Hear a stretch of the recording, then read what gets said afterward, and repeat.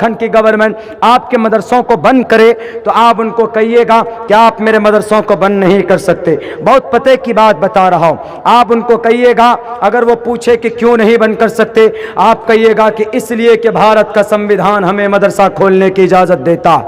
کیسے؟ اگر وہ پوچھے تو آپ بتا دیجئے گا کہ اٹھاؤ آرٹیکل نمبر 30 کے اندر کہا گیا, right of minorities to establish and administer educational institution, all minorities whether based on religion اور لینگویج. بھارت کا سنویدھان پڑھ رہا ہوں, آل مائنورٹیز, سارے مسلمان, سارے Dalit, weather based on religion اور لینگویج, اگر اپنے قرآن کی تعلیم دے یا اپنے مذہب کی یا عربی زبان کی تعلیم دینا چاہے وہ دے سکتا ہے. To establish on their religion, to establish and administer, اس کو چلا سکتا ہے. آن دیئر چوائس, اپنی مرضی سے, اپنی آن دیئر چوائس, کوئی مائع کلال نہیں روک سکتا. تب بھی اگر بات ان کی سمجھ میں نہ آئے تو ایک چھوٹی سی تاریخ بتائیے گا کہ سب سے پہلے جب انگریز دیش میں آیا تو جہاد کا فتویٰ کس نے دیا تھا انگریز کے خلاف؟ 1804 میں شاہ عبدالعزیز محدث دہلوی نے دیا تھا, جو مدرسے کے پڑھے ہوئے تھے. اس وقت کہاں تھے RSS والے؟ تمہارا وجود نہیں تھا. بجرنگ دل والے, تمہارا وجود نہیں تھا. ہندو مہاسبھا والے, تمہارا وجود نہیں تھا.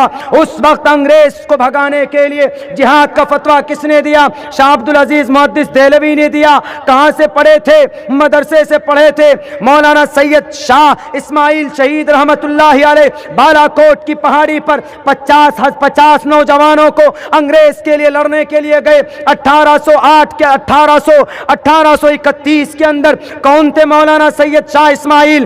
مدرسے کے پڑھے ہوئے تھے.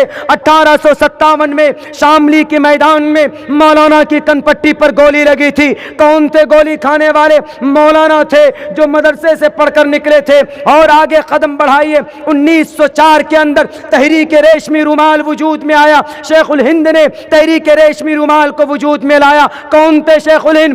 مدرسے کے پڑھے ہوئے تھے. تحریک ریشمی رومال کو کامیاب کرنے کے لیے افغانستان اور ترکی کا سفر کرنے والا مولانا عبید اللہ سندھی تھے. کون تھے مولانا عبید اللہ سندھی؟ مدرسے کے پڑھے ہوئے تھے. مولانا فضل حق خیر آبادی مالٹا کے جیل کے اندر ہے, 4 سال تک قید کی زندگی گزارے, وہیں پر دفن ہو گئے. کون تھے مولانا فضل حق خیر آبادی؟ مدرسے کے پڑھ کر نکلے ہوئے تھے, انہی مکتب میں پڑھ کر نکلے ہوئے تھے. اور آج تم بولتے ہو کہ ان مدرسوں کو بند کرو. ایک بات یاد رکھو, 75,000 علماء کرام نے پھانسی کے پھندے پر لٹک کر اس دیش کو آزاد کیا. کہاں سے آئے تھے وہ علماء؟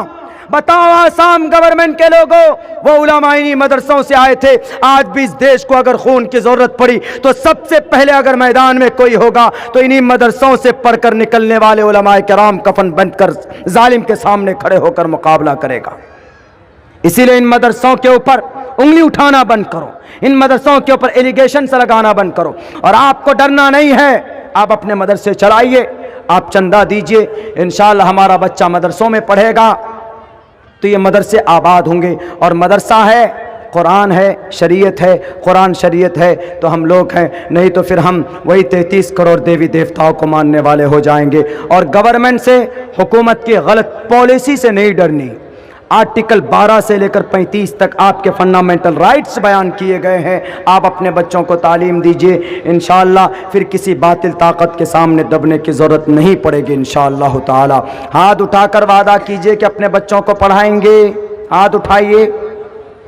میں اس لیے اٹھا رہا ہوں تاکہ آپ کا وعدہ میرے سامنے دکھے, اور پابندی سے انشاءاللہ نماز پڑھیں گے, شریعت کے مطابق زندگی گزاریں گے. بہت بہت شکریہ. میرے بعد اپنے پسند, اپنے من پسند, اپنے چہیتے مقرر کو سماعت کر کے انشاءاللہ یہاں سے ہم لوگ جائیں گے. بہت بہت شکریہ. جزاک اللہ. السلام علیکم ورحمۃ اللہ وبرکاتہ. اللہ